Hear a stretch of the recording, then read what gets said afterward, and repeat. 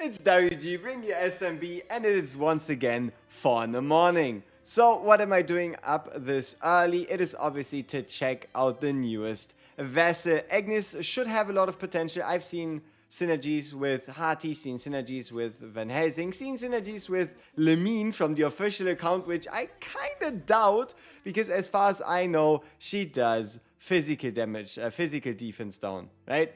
But oh, this is interesting. It is not vulnerability, it is legit physical death down. So this would stack with physical vulnerability and the like. But without further ado, let's go from the beginning. Let's have a look at the kit. So if Agnes's skill hits 3 or more enemies, it is 30% stronger. Okay. Basic attack at like in a cone shape, because it's like AoE. And then here, Meridian Tracing. Once every 3 basic attacks, she did 300% physical damage to enemies in a rectangular towards the target and also gains a 30% max HP shield. Shield synergies would obviously be with Stereite, Iona, and then, yeah, that's kind of the only shield synergies we have at the moment, but who knows, we might even get a buff that makes you deal more damage the higher your shield. But no, the ultimate is the interesting part. Agnes constructs a projected plane at a select position. After a brief delay, the projected plane will pull enemies inside, so it really like mashes them into a position, which like really opens it up to being hit by, for example, everything. A full Hati ult, full Agaris ult, full ults all around. So yeah, so you do inflict the movement speed. Let's see, the movement speed down and physical death down for 5 seconds. Once the projected plane is constructed, she transforms a weapon and enters the planar regression. Basic attack turns into boomerang attacks targeting enemies within the projected plane.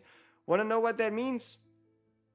It is a basic attack, so you can once again, for the 100 millionth time, use Fleeting Bella to empower a character and then also give her the Eye of Truth to empower her basic attacks. Like, this should count as a basic attack. So overall, she's going to be hurling boomerangs and they deal 375% damage. Furthermore, Planar Regression modifies her Meridian Tracing skill, hurling a powerful boomerang at the projected target that deals 750% damage. So this one is Meridian Tracing, so during her ult, even her special, which happens every 3 basic attacks, does more damage. So base attack speed increase, attack speed on Echo Gear and such seem to be a must. The more basic attacks you can get out, the more Meridian Tracing, the more basic attacks you can get out, the more damage during ult. And then here we have the pull, which is the displacement with the strong effect. So it should probably also cancel channeling ults. And also look at this, is pulled forward and unable to cast ultimate, special, basic attack or move during the effect. So it's just during the pull, not the seconds after, but it can cancel ultimate specials or basic attacks, but it can't cancel passive specials, which is something, I guess. 90% movement speed reduction is quite a lot. That means they're only moving 10% as fast as they usually would, and then we have these 20% physical damage down. Also, something that is interesting and something that could be very huge is during these games, especially Moonton games, they like to make defense penetration incredibly strong. So the way, it's obviously not confirmed, but the way damage calculations work, and for example other games, is you take the attack stat and then you subtract the enemy defense from the attack. So let's say, for example, you have 6,000 attack and the enemy has 4,000 defense. Then you first have to overcome the enemy defense and then what's left turns into damage. If this is also the case here, that means if you reduce the defense that an enemy has, naturally more damage passes through and it even makes like further buffs more effective. So overall, looks to be very promising.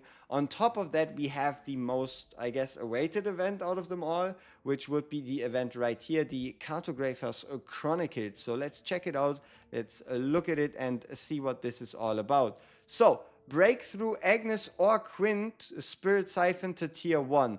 What that means is we need 1 copy. We need 1 copy of Quinn. Something that's very important and easy to overlook. If you've already pulled 2 Quins and upgraded her, this quest will be instant complete, no worries there. These rewards in here, but I've already seen it on the Chinese version. I just wanted to wait until it like comes here. So It depends. Like, don't judge this event too early.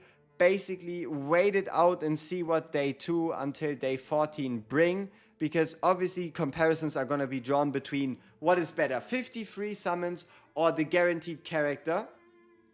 It depends on what kind of other rewards are in here.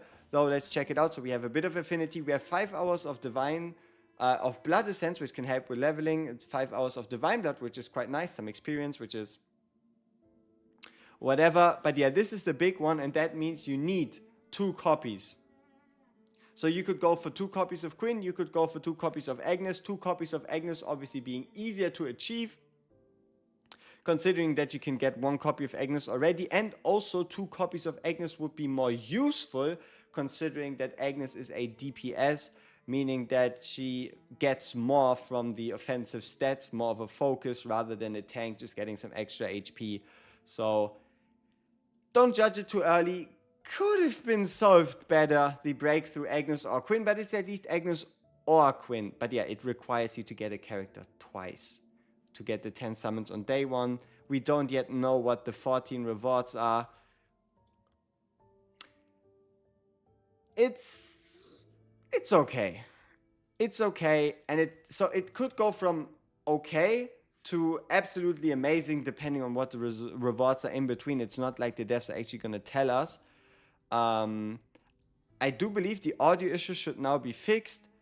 And let's see. We have identified translation errors in Quinn's ultimate skill in the Japanese localization. I guess we're also getting even more gems. Like even more gems for like the devs quote unquote making mistakes.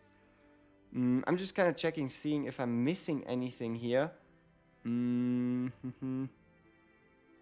don't think so. So overall, I'm definitely looking forward to her. You should be too, because as usual, we will be pulling for the new character. We will be pulling for Agnes the moment she releases on Global, which is going to be an hour after reset.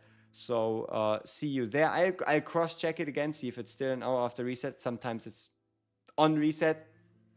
And I guess something you can also notice is she's a bit on the lower end when it comes to blood power. So 20,864 versus 20,860. Obviously not Garen. Let's see Van Helsing. But it's like a 60 diff. But it's definitely not a Timeless Aeona. Timeless Aeona just ridiculous. So yeah, let me know down below what you think. Or if you're on the Sia side of things, what you pulled. How fast did you get her? Did you get her multiple times? And yeah, I feel like this has definitely a lot of potential if we can then also get something like physical damage dealt or damage taken increase, because this stacks with this one. So I don't know, remains to be seen, but it should be a character to be hyped for, to get for free. And if you're wondering when exactly do you get her for free, I guess that's quite important. It would be with the same with Bella. It would be on the start of day 8, which is somewhat late, but it depends on the rewards we get in between. Peace.